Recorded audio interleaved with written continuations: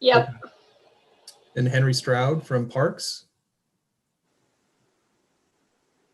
Greg Bryant. Liza Hamada. Brian Potwin. Here. Peter Russell. Rick Root. Here. Rick Williams. Here. And Casey Berg. Hello. I skipped over a few folks there, but I didn't see them on my panel just a couple of minutes ago. So if there's anyone, if the few that I skipped over, if someone's here, please let me know. And then staff. Staff, we've got, I'm here obviously, and Hobie Anderson, MPO staff, Andrea Napoli, and Cameron Prow. And I think today we have a few others with us. We have two of our budget committee members with us. We have Don Moore and Janet Greger, I believe are both on. Mm-hmm. And then David Amerton from ODOT is with us. And have I missed anyone? Wendy Holtzman is here. Yeah, Oh, yes. I'm here. BPAC and interested citizen, BPAC member, interested citizen. I think. Oh, I've got one more attendee coming in. Joe Viola has just arrived. Welcome, Joe. Okay. Hobie, do you want to just do a quick walkthrough of the meeting guideline? Yeah. So welcome TAC members and visitors. We've got a new setup with Zoom. Last year we were using WebEx, so we just want to mix it up, make sure that everyone's confused enough. But happy to help on the back end if you need anything. There isn't a chat function at this point in your options, I don't think anymore. But you can always email me at janderson@bendoregon.gov if you have any questions or comments or need anything from me and you can't get it. Raise hand function is also a great option. It's down below and you just kind of move your mouse around and you'll be able to see those options at the bottom of your screen. If you're calling in, I don't think anyone is, but if you ever do, *9 is another way to raise your hand. We have everything else should be good. And if there's any comments about this setup, please share them with me. I will help to make it as smooth as I can.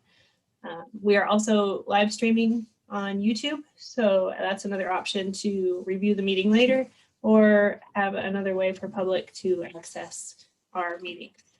So with that, I think that's it for Zoom. Please just reach out if you need anything from me. And just Andrea Bro is just coming in as well.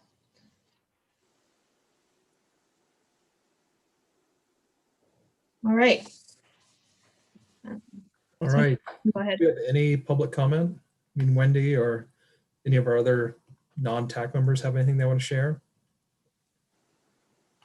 All right, we can advance then to review and approval of the meeting summaries. In your packet, there were two meeting summaries from December 2nd and December 8th.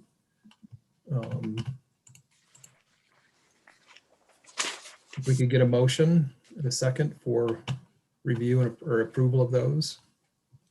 Sharon Smith, move approval of both minutes. Henry Stroud, I'll second. Any discussion? As I said before, I need to abstain. So All right, hearing none. All in favor?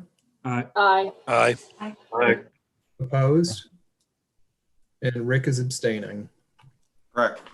All right, can move on then to onto our main agenda item. We're going to spend the major item that we have on here is just talking about our draft 2021 to 2022 work program and budget.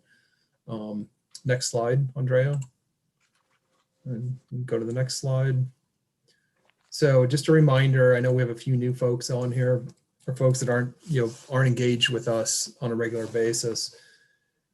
Our annual work program and budget gets folded into what's called the Unified Planning Work Program, and that's a federal description that is one of our requirements. And so in that document, that lays out it lays out all of our work program for the, for the next fiscal year, as well as our budget. Anything, Andre or Hobie, that you want to add to this slide?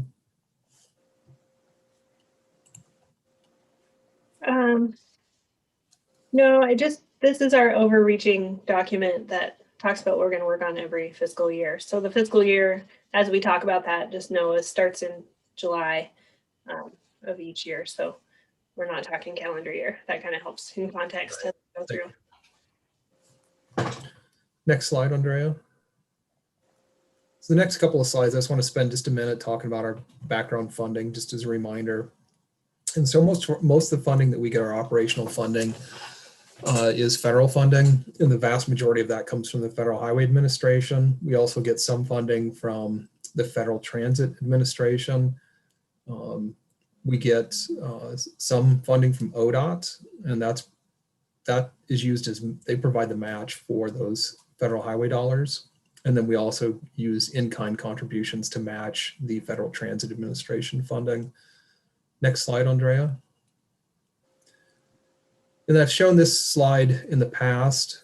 This is just kind of an overview of where how our funding has changed over the last 10 to 11 years. And the green arrows show, we had a period of time back in 2012 and 2013, we hit our kind of high in terms of the funding that we had, and then it dropped or kind of held stagnant for almost 10 years until the 2019-2020 fiscal year.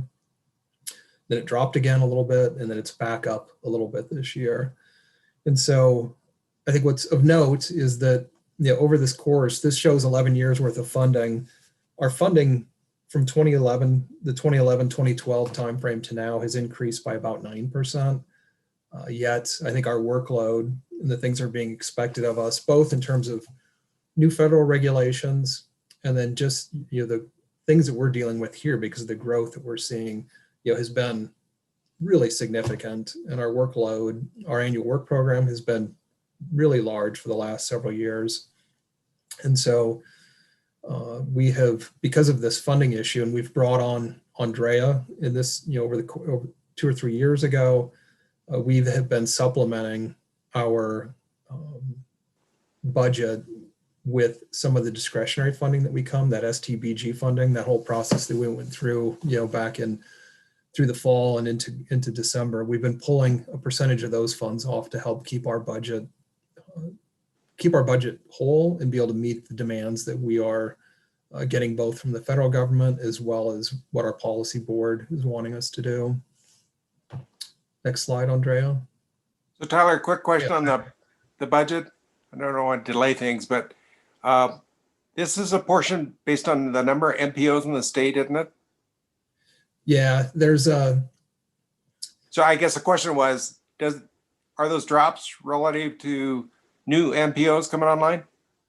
No.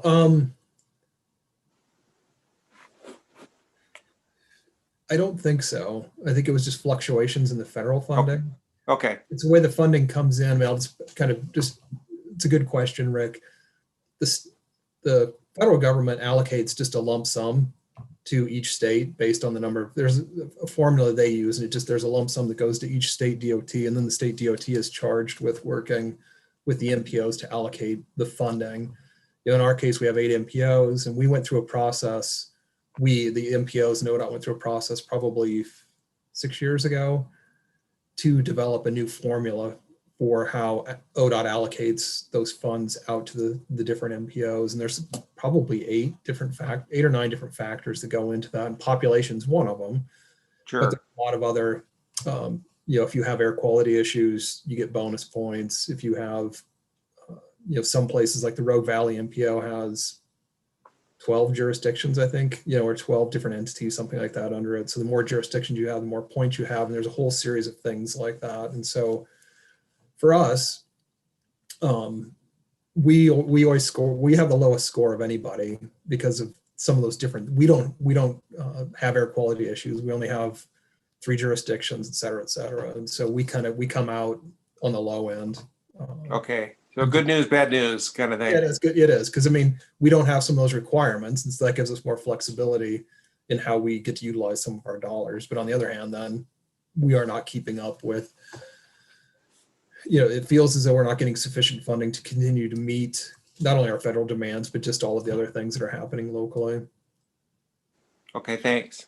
Yeah, and Rick, I would pipe in that it would be great when, the MPOs come together to look at this again, if we could try to factor in a growth rate rather than just population, because your growth rate is really what's going to drive a lot of your work. And for Bend, that would allow us to see more funding.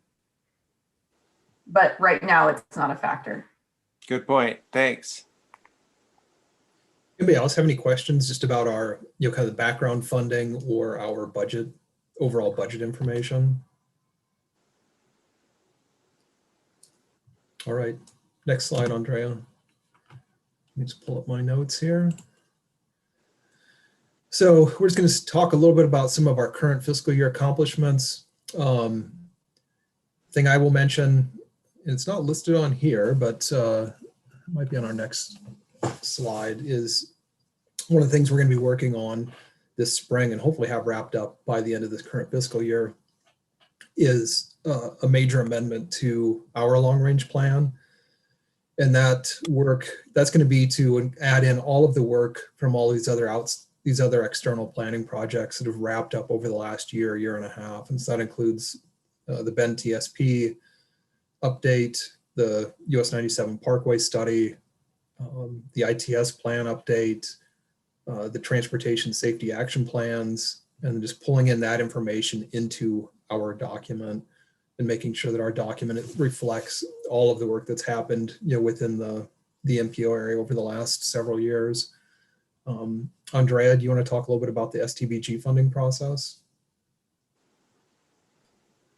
Sure. So one thing that was a pretty significant accomplishment this last year was the board approving multi-year distribution of our STBG dollars rather than having it be every year. And then with that, as the TAC is familiar with, was developing the competitive application process that we had done for a slice of those funds that we will again revisit in the next couple of years. So yeah, multi-year distribution of STBG, both for projects and for other efforts.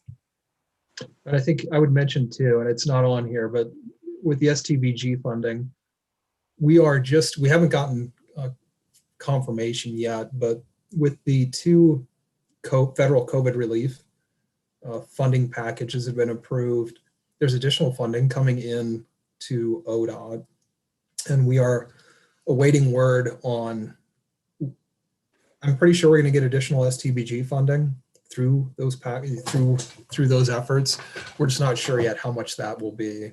And so we will, once we get confirmation from ODOT, hopefully within the next, by the end of March, we should know. We will then be coming back to the TAC and Policy Board outlining how much extra money is available, the restrictions that are tied to it, if there are any, and then work with both the TAC and the board on how we want to allocate those additional funds.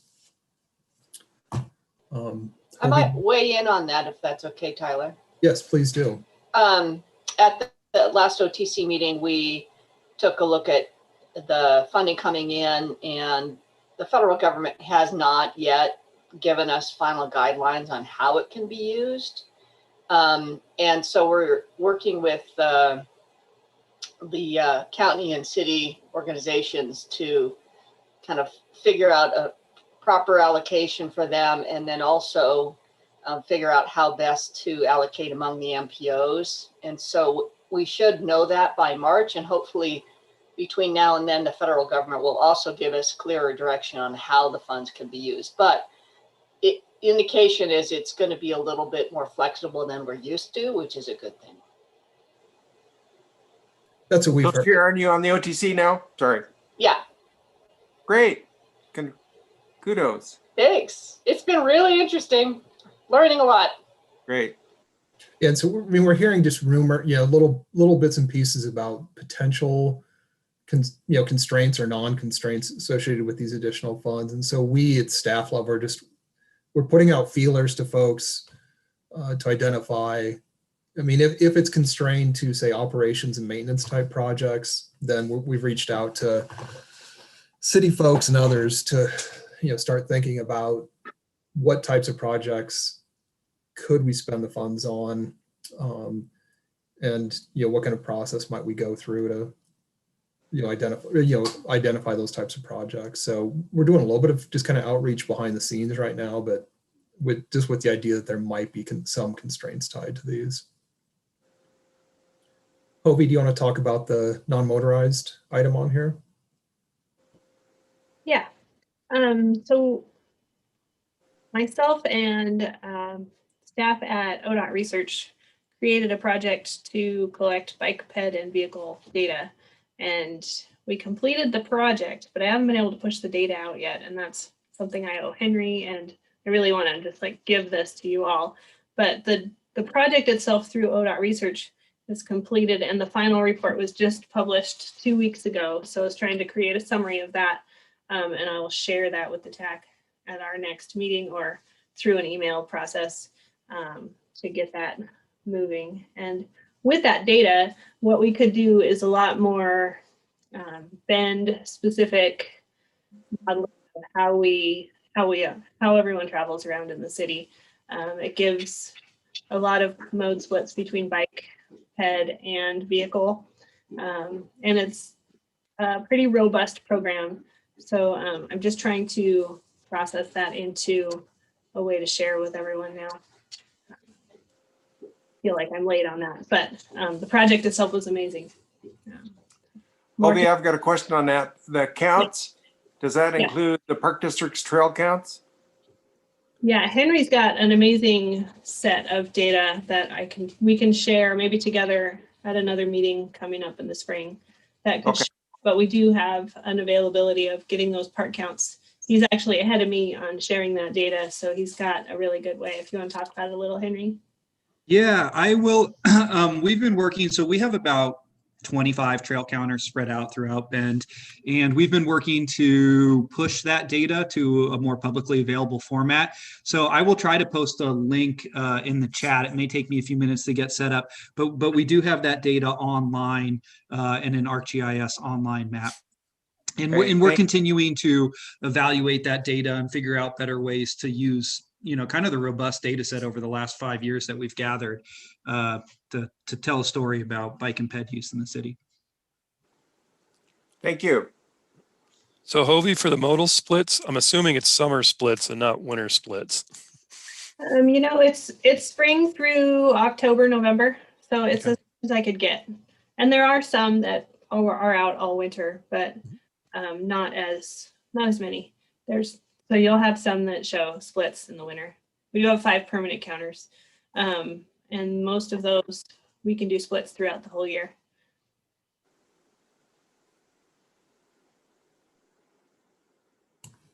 All right, next slide.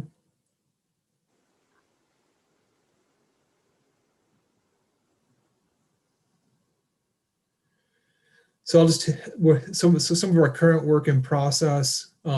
Here's where the amendment to our Metropolitan Transportation Plan is listed on here.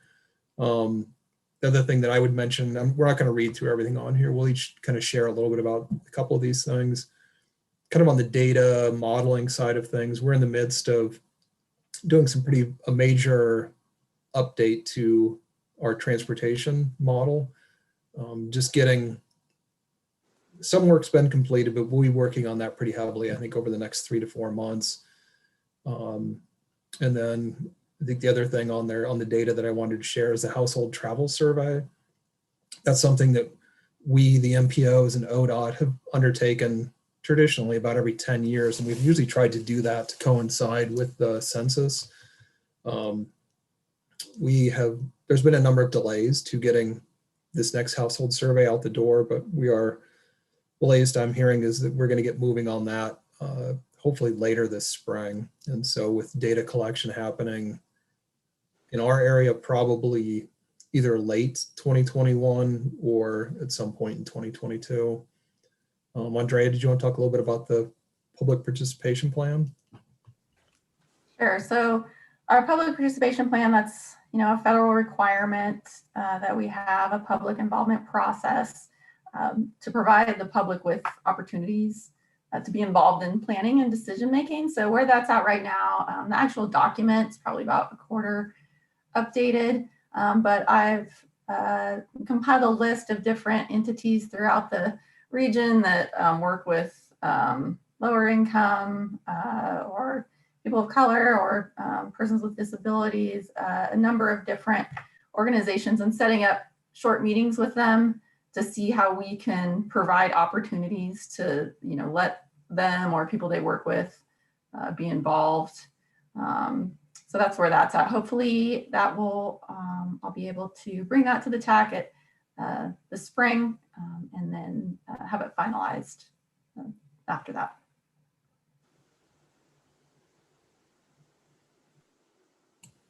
And Hobie, did you want to talk about the TSAP implementation? So both Deschutes County and Bend MPO area did transportation safety action plans, TSAPs. And those were completed and will be incorporated into the MTP. But both of them had, like I'd say, almost 60 non-infrastructure action items, such as creating a safety committee for transportation, doing some public campaigns and outreach about specific crash types that occur within Deschutes County and the MPO area within, and the city. So we've got some grant funding through ODOT Safety Division to implement some of those projects. So we'll be reaching out some more to create a process within our jurisdictions to work together, find a way to sustain a safety committee throughout Deschutes County and in Bend, how that would work. So it would be pretty big ask there. And then going to city councils and county commissioners to create that sustainable process. We're looking at having some billboards with safety messages and that sort of thing coming up in the fall. So we're just kicking off the project, working with a consultant to get that going, but more to come and a lot of work to be done in the spring and summer with that project. We'll talk a little bit more about it and detail it as a second agenda item too later in the meeting. Any questions for anyone at this point? All right, can you go to the next slide, Andrea? So this slide, actually the next few slides, we'll just talk about what's in the draft. We've produced our draft work program. There's a link, I think, on the agenda. And we have to, there's always a push for us. We have to have our work program, our draft work program to the Federal Highway Administration, Federal Transit Administration in January of each year, typically. And so there's always kind of a rush for us to get everything pushed out the door to them. And so what we've identified so far at a staff level in terms of our planned major tasks for this next fiscal year is we know that within our long range plan, there's some implementation items that will be identified in that. So we're going to be spending some time on that. Andrea is going to be leading or helping lead the Mobility Hub feasibility study. And she's going to be working with Karen Swirsky from the City of Bend and Andrea Bro from CET on that project. We are going to be working with CET. We've identified it's just kind of a line item right now in our budget, or just an entry in providing some planning assistance to CET, and to be determined, I think, where that goes in the future. There's a lot happening at the state level in terms of climate change legislation. So we're tracking that and trying to making sure that we understand what that's going to mean and how that may impact our planning efforts. Working with ODOT on their projects, both the Baker Road interchange plan, as well as identifying implementation actions associated with the North Interchange project. And then some ongoing just data and transportation modeling work, and then doing some work hopefully with our policy board on a strategic plan. Andrea or Hobie, do you have anything to add to that? No, I think you covered it pretty good. No, I mean, I guess just for context with this group is just, are there, as you listen to all of this, at the end, we're going to ask if there's anything missing that you think the MPO should be working on. So while you listen to our planned major tasks and details, is there something that you see that should be, that you think we should be working on, is kind of context. So going forward. Yeah, and keeping in mind that these are our major tasks. So Yeah. our larger ones, certainly there are other items not included on here. All right, next slide. So this is just a kind of a rough timeline of, how our work flows from year to year and the things that we have to do. I mean, a lot of the work that we do is required work from the federal government, and this just slide shows how often we typically try to update some of the documents that we work on. I won't spend any time on it, but if anybody has any questions, or if Andrea or Hobie want to add anything. Nothing to add, just showing our cycles, how we ramp up to update that plan and what smaller documents help feed that. All right. The next couple of slides, the next 3 slides just show, it's just pulling our work schedule out of the draft document. So just showing, this slide shows our administrative and short-term planning schedule. Apologize for the color issues. But you can see that some of our stuff goes on over the course of the whole year, and there's certain things that have set schedules. Andrea or Hobie, do you have anything to add on this one?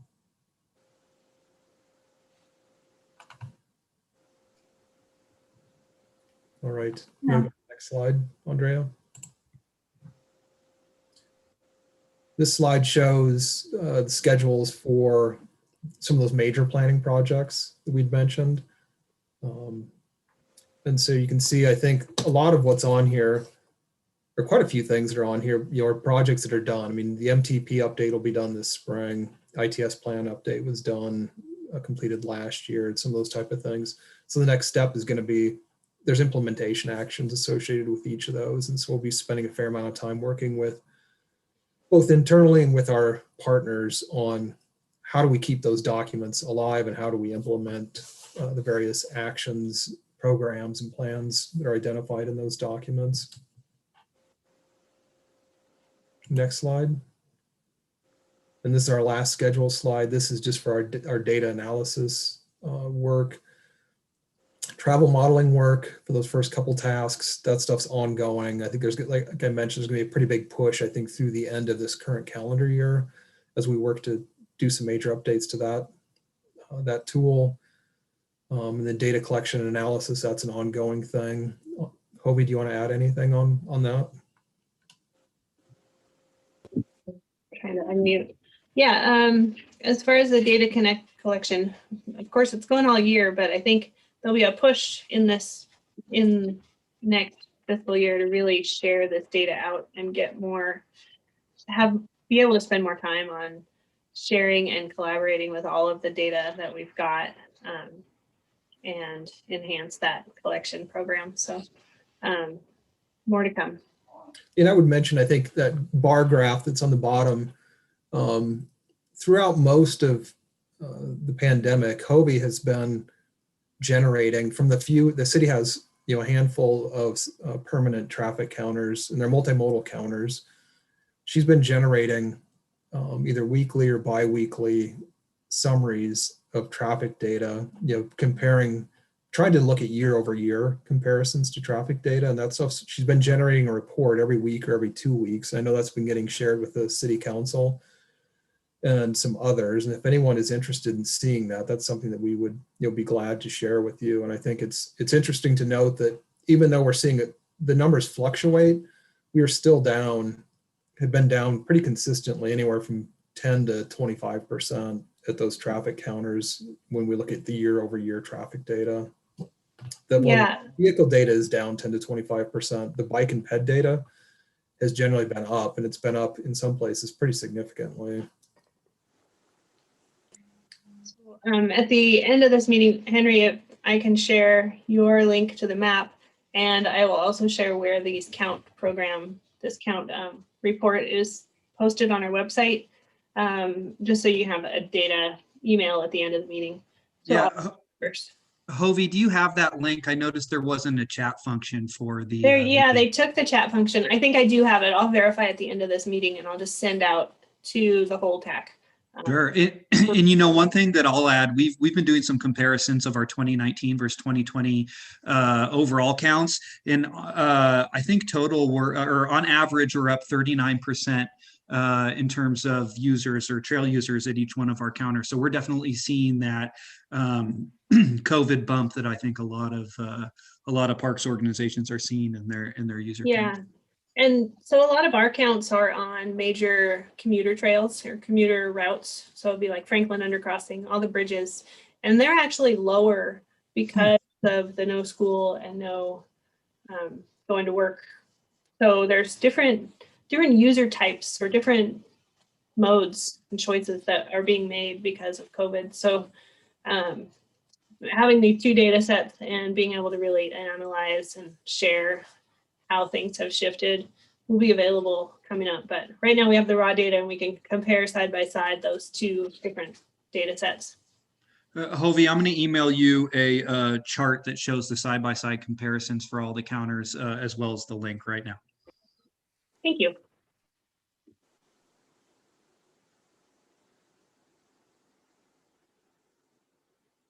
Oops. Any other questions before we move on? All right, so Hovey, do you want to talk to the budget slide here? Yeah, so this is just a summary of basically our revenues and sources split out. You see that our total grant funding is about $500,000, and then we've got some match dollars, some provided in as a cash match from the state, and then the others are in-kind match through times like you all attending our TAC meeting here, also staff time through the city of Bend. And so with all of that, that's kind of our draft budget numbers right now. It's not finalized, but it's pretty close to what our budget's going to look like. And then the chart on the right just shows kind of the different sources of funding and how we get those. So this STBG is that Surface Transportation Block Grant.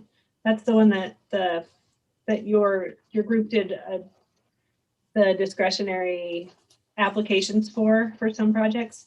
That was about 10% of our annual budget goes to those applications. About 15% of it comes to the MPO to make us whole. And then the rest goes to other projects such as street pavement preservation and signal work.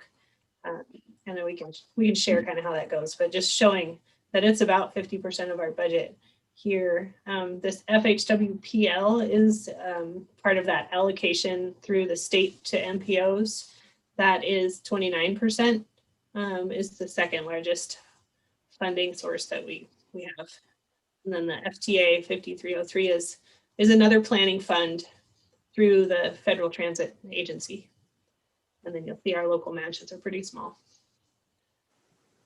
But any questions on how our budget is allocated? What's the city of Bend alone? Oh you. yeah, I can talk about that a little bit. We're on a reimbursement basis, so we need to stay whole. So when our fiscal calendar year ends on June 30th, we may have 2 months that haven't been paid back yet. So the city does what they're calling an overnight loan, and we estimate it at $1,000. It's typically lower, $100,000, but it's usually lower than that. So it's kind of canceled out. We pay it back, the next day basically, and then it's just so that we don't end our fiscal year at a negative. Yeah, it's a Budget law. Yeah, it's a requirement of state budget law. And so I think if you look at our budget, to me, it's always, you can remove the beginning working capital line item and the City of Bend loan, because that's not actual money that we are getting. So our actual budget is $599, $600. Yeah. In terms of what the money that we have available for staff time, consultants, that type of thing. Any other questions on this one? All right, next slide, Andrea. So I think, something as we work, I had mentioned we always have to have our work program, our draft to the federal government, to our federal partners, typically by early to mid-January. And so we're always rushing to get that out the door. And we are trying to get better in terms of working with the TAC and policy board on as we build that. But I think, we're looking for today and over the next month or two, because we won't be adopting the work program and budget until March or April, is, do you have any comments on what we've laid out? Did we miss anything? Are there things that you think we should be engaged in or working on, that would be beneficial to you, your entity, or are there things that we're just missing, that we should be, trying to tackle through our work program? So you don't need to answer that now, but you could. I have a question. Sure. This is Sharon speaking. I'm not sure where this might fit, and if it's probably embedded in maybe even the mobility hubs, but one of the issues that has been top of mind lately for me is working on electrification to be ready for more electric vehicles. And I think given the new transportation secretary, Buttigieg, and the administration focus on getting rid of carbon emitting vehicles, one of the key functions we're going to have to tackle on this side of the mountains is having adequate charging stations. And I think we're likely to see some funding in that regard. So if we have an idea of where our needs are, then I think we're going to be better positioned to maybe get some of that funding. So I think maybe just keep that in the back of your mind. It's not like a separate work plan, but maybe it's something that we can incorporate in the mobility hub work, or you tell me where it belongs. Yeah, I'm glad you raised that issue, Sharon, because there's a lot happening through the governor's executive order on climate change. And there's some rulemaking happening. There's a number of different rulemaking and/or planning efforts underway by different entities. DLCD has a major rulemaking process underway right now. I know the Department of Environmental Quality is working. I think they're doing work on the electrification issue. And there's going to be rulemaking coming out of that. And I think the opportunity for us then is, I guess we MPO, we need to be working with city staff in particular to understand who's engaged in those efforts, what that means, and then making sure that we are positioned, like you said, to, if there's grant funding going to be available, how do we go after that, and making sure that we have a local plan in place to access those funds. So I think that's something that we can add in here in some way into our work program. Yeah, I would agree with that, Tyler and Sharon. As far as the mobility hubs go, so that's just really, that will touch on EVs, but really just through the market assessment that the consultant will do as far as shared electric vehicles made available in the future at some of these mobility hubs, but not in a broader context like Tyler's talking about. Yeah, I know that there's, everybody's talking about it, but it doesn't seem like there's a very focused effort on, okay, we, at the local level, we need to know where the gaps are. And maybe I'm not plugged in yet to who's doing that work, but I just want us to make sure that we are ready and thinking about it as we do all of our planning. This is Andrea with CET. I just want to add, we recently released an RFP for fleet electrification feasibility. And we will be receiving proposals probably in early March And just at a high level, that is not so much to purchase equipment right away, but what the needs are for Central Oregon, who we could potentially partner with, whether that's ODOT, the city, the region, and where the grid network is going in terms of electrification. So we wrote the RFP to be pretty broad, not just transit specific, and then kind of trickling down in terms of the scope of work. We outlined it in a way of when we will be prepared to actually start building the infrastructure needed for transit and how we could partner with other entities around us so that we could potentially share infrastructure, equipment, et cetera. So I'd be happy to give an update once we solidify a proposal on our end. You might add the school district to that list. Yes. Partners, yeah. Yep. That's in there as well. Sharon, Amanda Peets is, leading our climate office, and I know that they're leading a project right now that is essentially compiling information on kind of the state of the practice of electrification throughout Oregon. I'm not sure what the next steps are on that or how far along that is. My tie-in is only that I loaned an intern to work on that with her. But she might be able to, I'm sure that Amanda would be able to provide you with a lot of information on that. Yeah, actually, I'm in the works of setting up a meeting with her with the Continuous Advisory Improvement Committee, and I know I'd like to check the website out, and it looks like they've got a process, but it just feels like everybody's kind of all over the place, and I'm not sure that there's a comprehensive look across all agencies and levels of government that I think we really need to have, because I think it's going to happen fast. So I'll reach out to Amanda.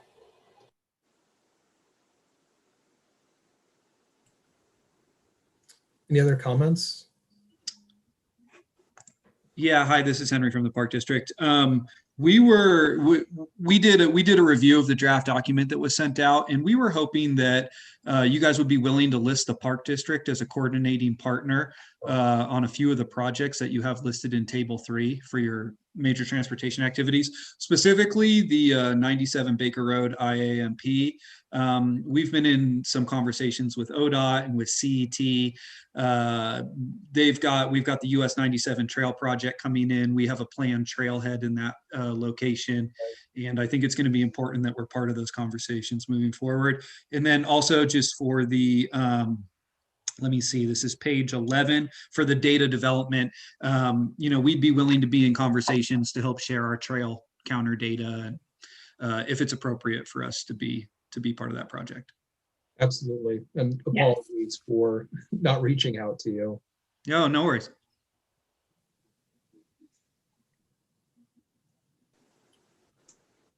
All right. Anything else or any questions or just feedback at this point? As I mentioned, we have a month and a half at least that we will still be making edits and modifications to this document. So feel free to send us your thoughts, things you'd like to see added, over the next few weeks. So Tyler, this is Peter. The question I have is more boots on the ground. Have you got enough staff to do this work? That's always the question. That's always the question we have, I think, as well. And I think it's when we jump to our next agenda item, kind of the boots on the ground has been an issue for us, in a number of things. So it's a matter of internally trying to work with, it's us at a staff level trying to work with our board to really prioritize what we're going to be working on and making sure that we have sufficient resources, either internally or consultant resources. And even if we have consultant resources, do we have someone to help manage consultant, service going forward? And that's been a big issue for us for quite a few years, and I don't see that changing anytime soon. I don't know that it answers your question, but it's something that we have to work pretty diligently towards making sure that we're not overcommitted.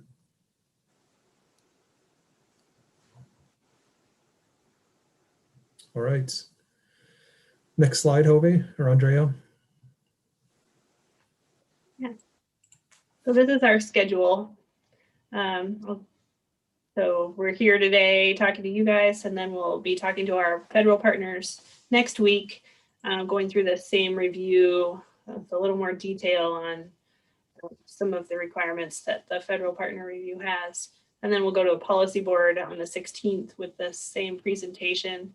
And then as we get all of these comments at the end of the document, right now it's blank, but there'll be like the comments that we received here today in that document, plus a response, and if there were changes to the document itself.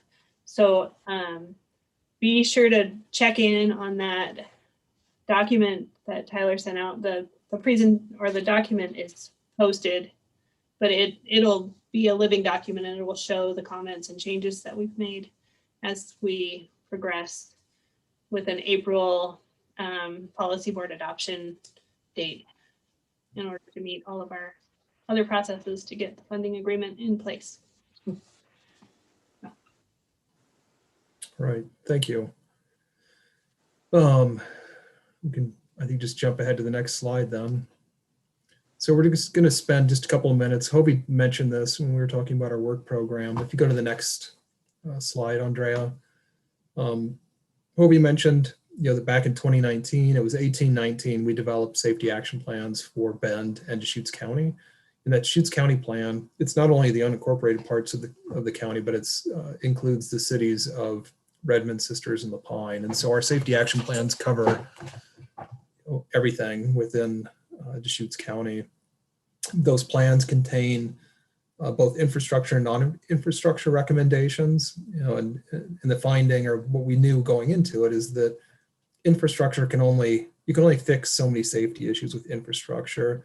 When you look at the crash data, a lot of crashes occur because it's behavioral issues. It's speeding, it's drugged or drunk, or intoxicated driving, distracted driving, lots of things like that. And so there's a lot of recommendations in there on non-infrastructure items. How do we go about trying to modify or change behavior to account for and address some of those issues?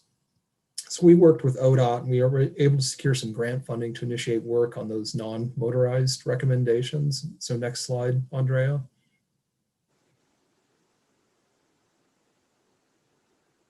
And so that funding, there's four key kind of focus areas in it. We're going to be working to develop a safety communication plan for the entire county.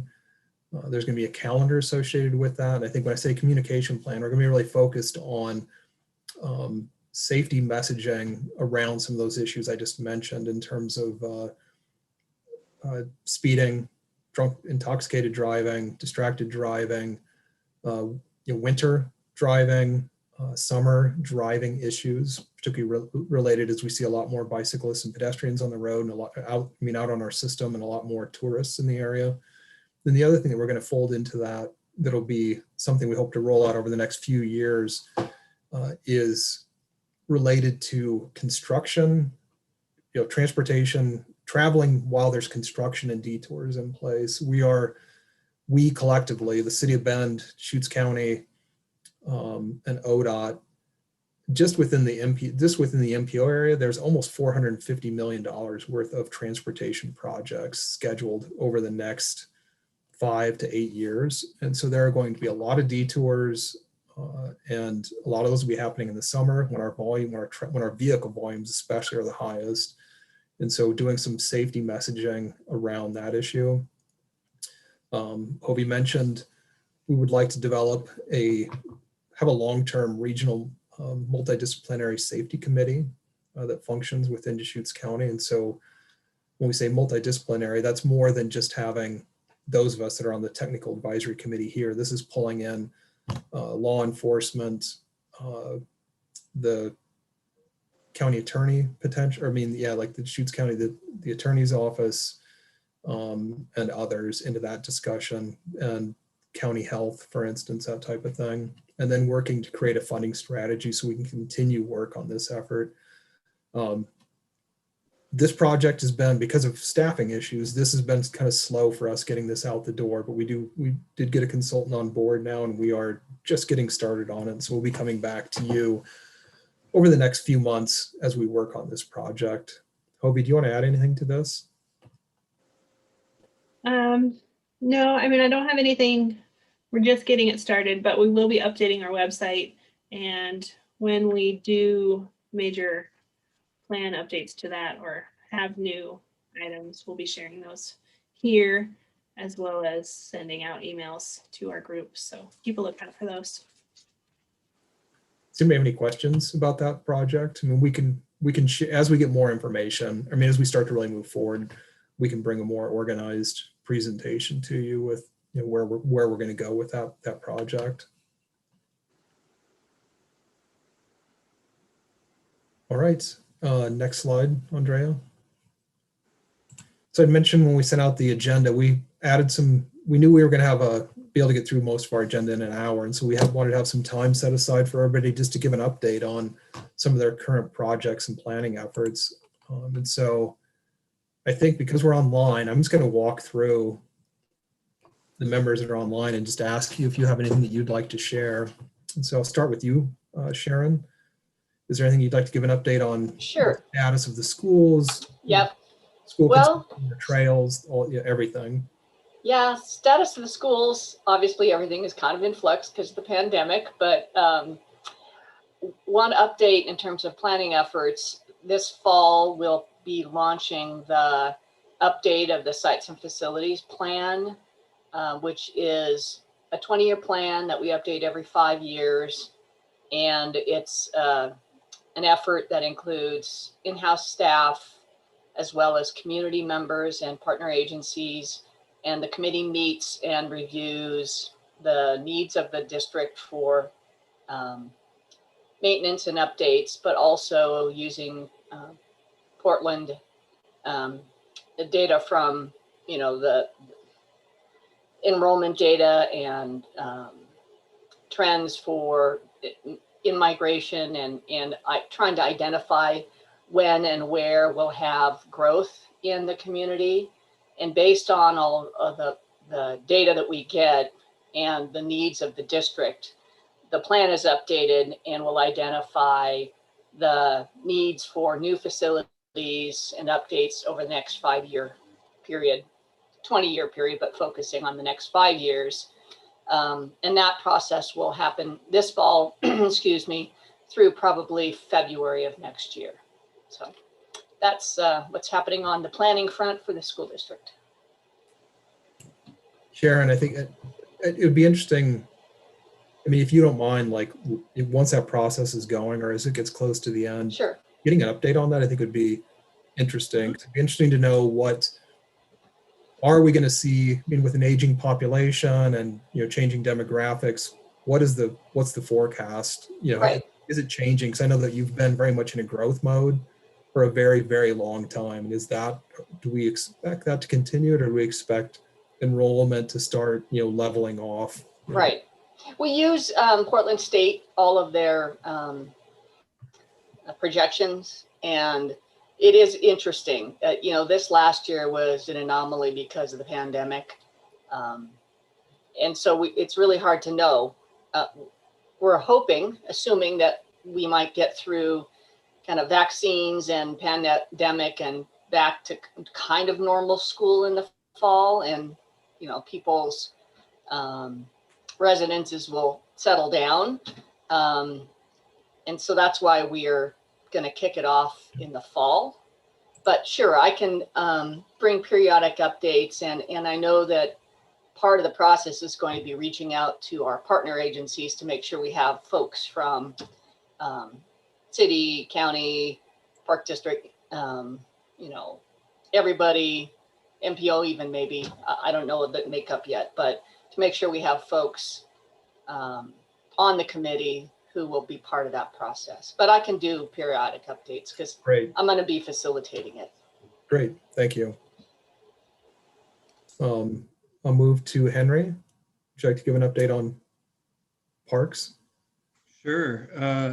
Just a couple things. In terms of planning, right now we're kind of all firing on all cylinders, working on our next 5-year capital improvement plan. And this year we're looking really closely at our levels of service, both our existing levels of service and the goals that we have identified in our comprehensive plan, and trying to fold in some of the walkshed analyses that we're doing for our parks and refining our park service areas, and really trying to make sure that our CIP is aligned with some of the broader goals in our comprehensive plan. So it's a little more in depth, I would say, than other years. And then our other major planning effort is the river access plan. And I've only been tangentially involved in that project, but Sarah Bodo, my colleague, has been working really hard.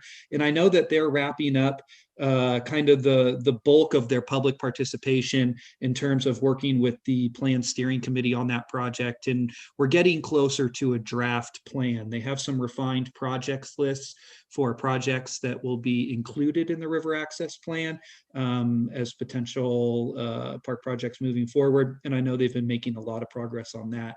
Other than that, we've got a lot of irons in the fire in terms of park development and trail development projects. I won't bore everyone with all those, but we're making a lot of progress, and in particularly too on the trail projects.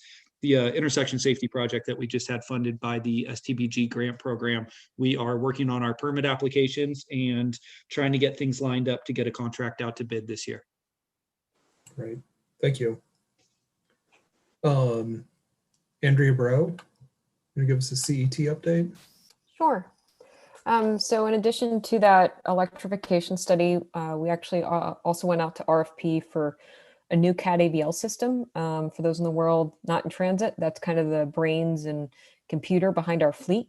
Hopefully this new system will allow us to do kind of same-day reservation, mimic a lot of the software platforms like Uber and Lyft, where people can use a phone to reserve a ride, moving into more micro-style transit models, etc. So we're hoping to implement that in July. With regards to Bend, we are moving forward with a lot of our STIF projects. That's the new payroll tax. So we will be introducing 2 new routes here in Bend, the Northeast and the Southeast, Route 8 and 9, come July, as well as increased frequency along 3rd Street and Greenwood come July as well. And then February 1st was the deadline for the next round of STIF funding, which we helped Deschutes, Jefferson, Crook, and Warm Springs submit, and that will be additional transit dollars coming into the region this summer as well. So thank you. All right, thank you.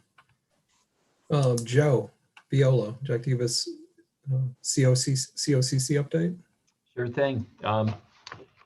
Well, we've got about 85% of students online, so that translates into a huge decrease in cars driving up to campus.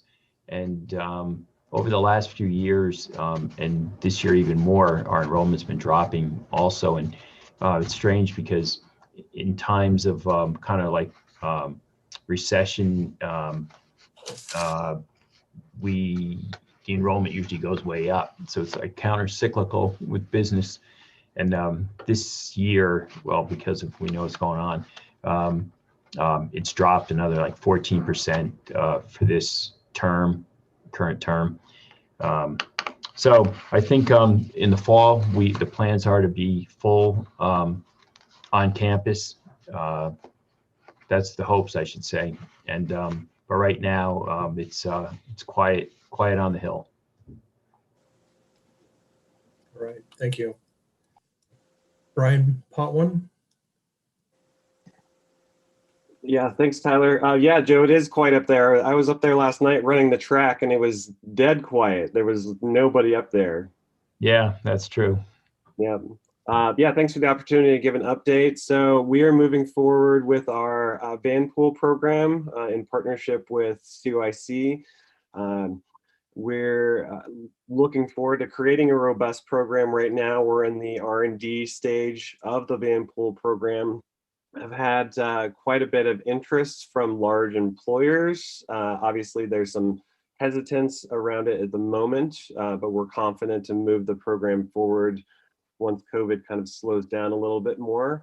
In the Safe Routes to School world specifically, we're working more closely with the school district on the sustainability committee that they have, and also with the city of Bend to assist them in identifying infrastructure projects and how to combine that with the non-infrastructure work that we do specifically. So that's also pretty exciting to think about it in the context of, you know, the construction and how do we educate the students to use all this new infrastructure. So that's the general updates. Of course, there's we have our Get There program that we're re-signing up large partners right now and moving that forward, but mostly the Safe Routes and Vanpool. Thank you. Great. Thanks, Brian. Peter Russell. I'm just sitting here twiddling my thumbs. No, I'd like to thank Andrea for helping all the grant applications. Really appreciate you and CET doing all that for the Tri-County area. In terms of what I'm doing that applies to the Bend MPO, we've got a TGM grant that turned in a scope of work. The TGM grant has two parts. One is to update the Tumalo community plan. So many of you who are on this call will be, once we get this, the approval from ODOT, we'll be reaching out to you to serve on our technical advisory committee because we know there are transit issues out there and bike and ped issues. The Tumalo community plan is it's like, in essence, a small neighborhood plan as part of our larger comprehensive plan. And it was last done about 2010, 2012. And so there's been a lot of changes in Tumalo out there with a lot of, artisan developments and crafts development. Also, there's a potential for a private utility company to sewer it out there. And sewer or lack of sewer is really what's forestalled a lot of the development of Tumalo because the lots are so small and there's no place to put septic. So if that actually occurs, that's really going to blow the lid off Tumalo. So also the second part of this TGM grant, besides updating the Tumalo community plan, is looking at rural trails in the Sisters Country. Deschutes County Sisters and COIC did this Sisters Country vision plan about a year and a half back. And so there's an implementation portion for putting trails to Sisters from Redmond and Bend. And most of it will be on federal land, but there are some possibility of using some of the county land for trails. So we're working on that to update it. And then our main project that we're doing is we're updating our transportation system plan. It was last done in 2012. This one's going to focus more on the county system than the state system because a lot of the improvements for the state system have already been done through either ODOT planning projects or studies or the safety action plan that Hovey and Tyler already recommended. So we're going to focus mostly on county roads on this one. And of course, various modes such as transit and bike ped. Some airplane, not a whole lot. So with that, I'd be happy to answer any questions you might have.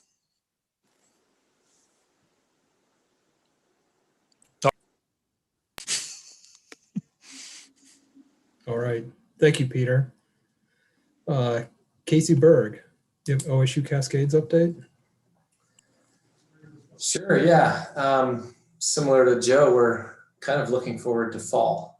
That's kind of our new planning horizon is hoping to see more students back on campus. With that, we'll be opening a new academic building and adding additional parking. So I think doubling our parking capacity on campus, which will help alleviate some of the concerns about parking on the adjacent streets. And other than that, trying to continue to encourage some movement on a micro mobility option with the city, but kind of leaving that in their court at this point, but hopefully see something this spring or summer. Great, thank you. I got a question for Casey. Maybe it's to you, Tyler, I don't know. Who's maintaining the bike share facilities right now? That's a good question. The bike share stations are being collected by the local shop here in town that partnered with Zagster. So, I mean, the program's done. So they're just trying to collect those stations. And there was a long kind of drawn out conversation between the leasing company that owned them and the local shop here in town, that's Pedigo, about who should pick those up and what they should do with them, because the leasing company owns them. And I think they finally just gave up and said, you can have them. So now it's just up to us locally to collect them. Okay, I just asked because one in Galveston is torn up. Yeah, I mean, if anybody wants a bike share station, they could have one. Otherwise, it's just going to be recycled.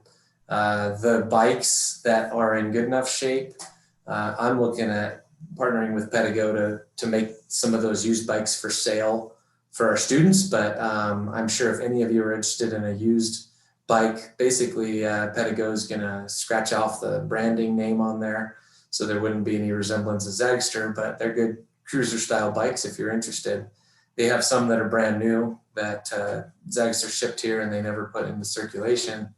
And I mean, to be honest, PEDAGO is a little bit underwater on that. They haven't gotten all the money they needed from Zagster either. So they'll probably be looking to liquidate whatever bikes they can to help kind of recover some of their costs.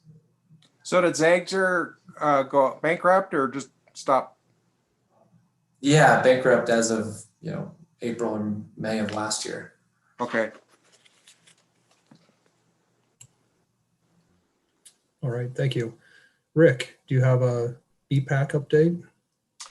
I really don't. I'm sorry. I've been missing in action for the last couple meetings, doing some home projects, a vision of selling my house next summer. But I know the committee is working on a draft report to the Board of County Commissioners, more of interest to Peter, I guess. There's a draft been prepared. They're going to take action, I think, tomorrow on it. And we could forward that to the MPO committee if they're interested. And I'm going to put Wendy on the spot. Anything else to add, do you think?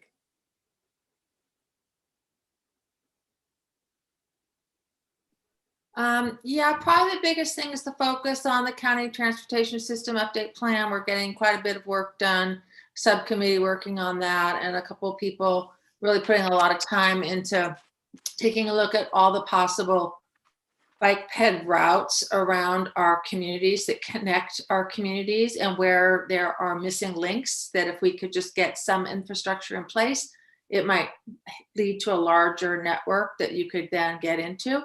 So there's a lot of work that is being done by that subcommittee trying to get that information pulled together. And we will be, of course, meeting again in April. So yeah, that's kind of a big focus of what's going on as well in BPAC. Thanks, Wendy. Yeah, thank you. And last on my list is ODOT. I don't know if Rick or David would like to give us an update. Maybe both of us. I'll lead off. The US 97 North interchange study is getting wrapped up right now. I should have the draft final out within the next week or two. The long ongoing US 97 Parkway plan, the consultant team is finishing up their work on alternative mobility targets. I'll be giving an update on that at the MPO policy board. And then I need to set up a briefing at a city council work session and then get that whole facility plan over to the OTC for adoption. And that should happen, I'm hoping, in the May to July timeframe, depending on when we can get on their agenda. As far as new work's going, we will be kicking off a refinement plan on US 20, the Greenwood section from 3rd Street out to the UGB. That'll probably happen sometime after the 1st of July of this year when our funding becomes available. And then the Reed Market study, which is, it was in the general obligation bond package for the city and the TSP. And it's also reflected in the Parkway plan. That'll be a joint ODOT city plan to look at basically that area of Reed Market from the Brookswood roundabout to some location east of 3rd Street, wherever the area of influence is for that 3rd Street signal.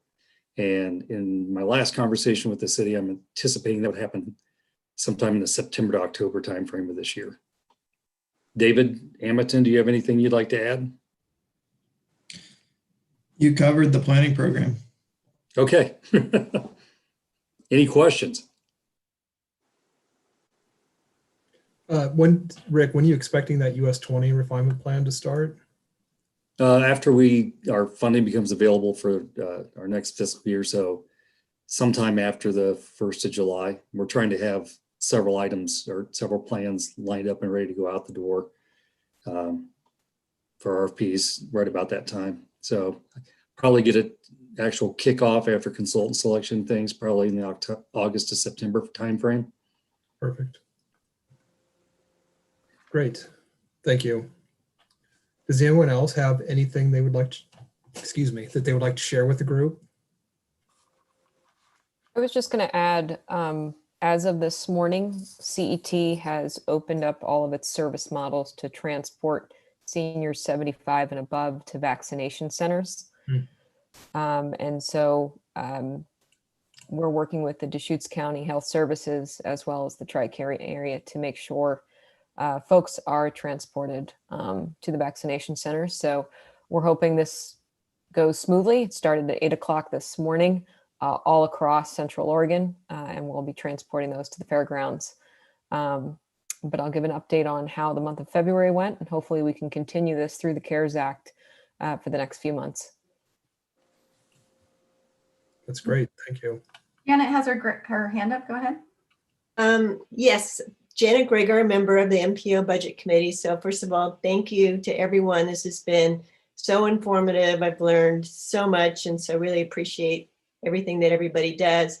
Also wanted to add, I serve on the board of directors for Commute Options. So wanted to add to Brian's comments that we're in the midst of doing a short and mid-range strategic plan. And we've been in touch with some of you as stakeholders. So that'll be done late spring, and I anticipate it will include elements of increased coordination with groups like yours. So anyway, be happy to talk to you more about that as it moves along. So thank you.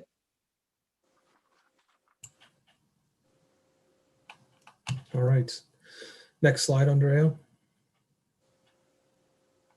Do we have any public comment? Wendy, did you want to share anything, or anyone else?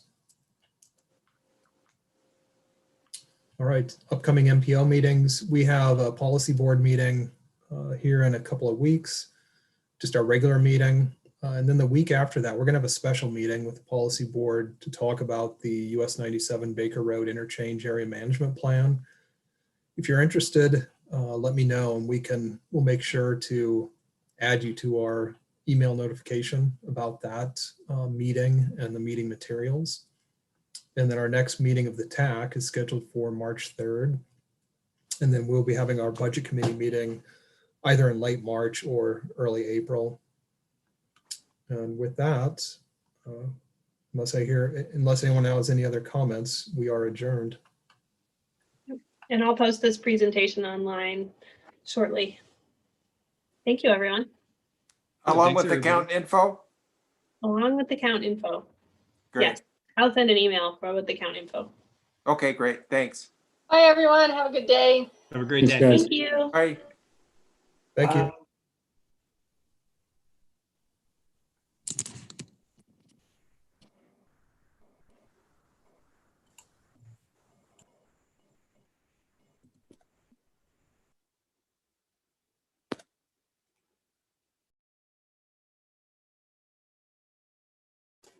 I forgot to stop sharing when we went through the round table.